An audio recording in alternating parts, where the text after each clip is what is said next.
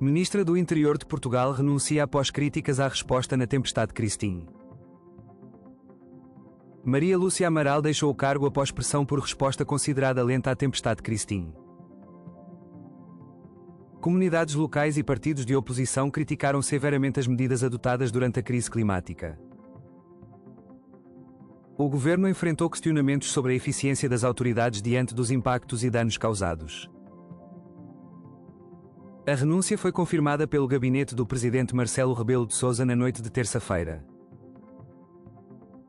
Fique por dentro das principais notícias, acompanhe nosso canal para mais atualizações.